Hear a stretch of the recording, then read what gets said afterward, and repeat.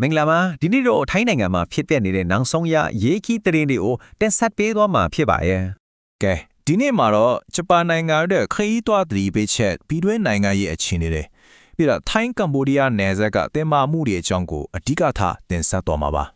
ပထမဆုံးအနေနဲ့ဒေတာတွင်နဲ့ဒီပရောက်ထိုင်းနိုင်ငံသားတွေကိုတက်ရောက်မှုရှိနေတဲ့နိုင်ငံတကာသတင်းတွေနဲ့ဆက်လိုက်ကြအောင်ပါအခုမြင်နေရတဲ့ကဏ္ဍကတော့ဂျပန်နိုင်ငံဂိုမာခရိုင်မှာဖြစ်ပွားခဲ့တဲ့အလုံးပြင်းထန်တဲ့ရင်တိုက်မှုကြီးတစ်ခုနဲ့ပတ်သက်နေပါတယ်ဟုတ်ပါတယ်ပြင်းထန်တဲ့နေမွန်တိုင်းကြောင့်ကားစီးရေ80နီးပါးစင့်ကဲတိုက်မိခဲ့တာပါ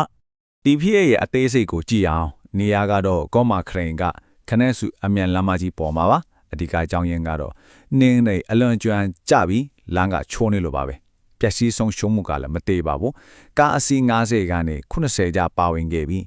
အနည်းဆုံး10စီးလောက်မိလောင်သွားခဲ့တယ်ဝမ်းနေစရာကတော့အနည်းဆုံးလူနေဦးသေးဆုံးပြီးအယောက်30လောက်ဒဏ်ရာရခဲ့ပါတယ်အဲ့ဒီကိုဂျပန်နိုင်ငံကိုခီးသွားမဲ့ထိုင်းနိုင်ငံသားတွေအနေနဲ့ကားမောင်းမယ်ဆိုရင်အထူးတတိထားဖို့တရားဝင်တတိပေးချက်ထုတ်ပြန်ထားပါတယ်ဒေသတွင်းမှာပဲနောက်ထပ်တဘာဝဘေးအန္တရာယ်တစ်ခုကတော့ထိုင်ဝမ်နိုင်ငံမှာလှုပ်ခတ်သွားတဲ့ငလျင်ပါပြင်းအားကတော့9.10အဆင့်ရှိပြီးအတော်လေးအင်အားပြင်းတဲ့မြင်းကလင်းတစ်ခုဖြစ်ပါတယ်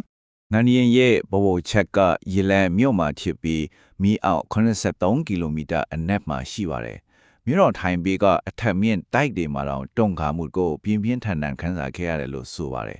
အဆောက်အုံကျူတဲ့ထိခိုက်မှုမရှိပေမဲ့ကြိုတင်ကာကွယ်မှုအနေနဲ့ယထာပြေဆွဲတာတွေကိုတော့ခဏရပ်ဆိုင်ခဲ့ရပါတယ်ကဲနိုင်ငံတကာကနေထိုင်းပြည်တွင်အခြေအနေဘက်ကိုတစ်ချက်ကြည့်လိုက်ရအောင်ပါအခုဒီတဲ့အခြေအနေမှာစိတ်ဝင်စားစရာကောင်းတဲ့ခမန်းချက်တစ်ခုထွက်ပေါ်လာပါတယ်တောင်ကျောင်း24ခုနှစ်တောင်လာဘန်ကောက်မြို့လဲအောင်ပွဲခါမုံခိုးနာမှာ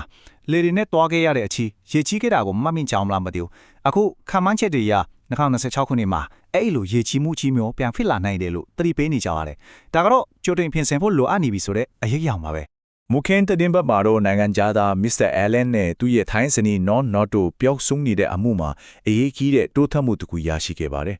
်အဓိကတန်တရားရှိသူဖြစ်တဲ့ဇနီးတီရဲ့အကို9 nuts ကလူတက်မှုကိုသူ့ကိုယ်တိုင်စီစဉ်ခဲ့ကြောင်းဝန်ခံလိုက်ပြီးအပေါင်းပါနှစ်ယောက်ဖြစ်တဲ့9 BR နဲ့9 Mine တို့ကိုပါဖော်ထုတ်လိုက်ပါတယ်သူတို့ကအလောင်းတွေကိုမြေတူးဆက်နဲ့မြုပ်ခဲ့တယ်လို့ထွက်ဆိုထားပေမဲ့ရဲတပ်ဖွဲ့ကတော့ရုပ်အလောင်းတွေကိုရှာဖွေနေဆဲဖြစ်ပါတယ်နိုင်ငံရေးဘက်ကိုကြည့်မယ်ဆိုရင်လာမယ့်ရွေးကောက်ပွဲအတွက်ပါတီတွေပြင်ဆင်နေကြတာကြောင့်နိုင်ငံရေးအခြေအနေကတဖြည်းဖြည်းအရှိန်မြင့်တက်နေပါတယ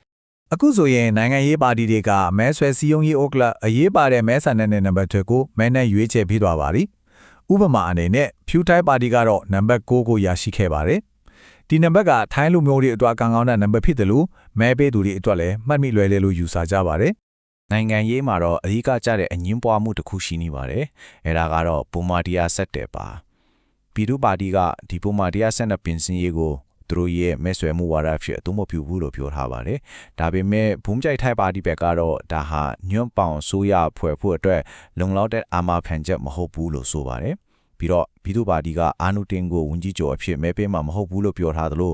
ဘုံကြိုက်ထိုက်ပါတီကလည်းပြည်သူ့ပါတီနဲ့လက်တွဲဖို့ခက်ခဲလိမ့်မယ်လို့မြင်နေပါတယ်။ဒါကြောင့်ဒီပုံမှန်တရားစနစ်ကလာမယ့်ညွန့်ပေါင်ဆိုရဖွဲ့ရေးမှာအဓိကကျတဲ့အချက်တစ်ခုဖြစ်လာနေပါပြီ။အခုတော့ထိုင်းကမ္ဘောဒီးယားနယ်စပ်မှာဖက်ကွာနေတဲ့အရေးကြီးပြီးတဲမာတဲ့အခြေအနေဘက်ကိုဆက်လက်တင်ပြသွားပါမယ်။အဓိကအချက်ကတော့82နာရီကြာအပေအခက်ရက်စဲကြီးကိုနိုင်ငံသဘောတူခဲ့ကြတာပါပဲ။ဒါပေမဲ့ဒီသဘောတူညီချက်မရခင်ဖြစ်ပွားခဲ့တဲ့တိုက်ပွဲတွေကအခြေအနေဘလောက်တောင်ပေါက်ခွဲလဲဆိုတာကိုရှင်းရှင်းလင်းလင်းပြသနေတယ်ပါ။အချိန်မှတ်တမ်းကိုကြည့်လိုက်ရင်အဖြစ်အခက်ရက်စဲကြီးတရားဝင်စတင်မဲ့ဒီဇင်ဘာ29ရက်နေ့မနက်ပိုင်းမှာကိုရဲ့ထိုင်းလေတပ်ကဖျားဖျားအနီးကကမ်ဘောဒီးယားစစ်စခန်းတွေကို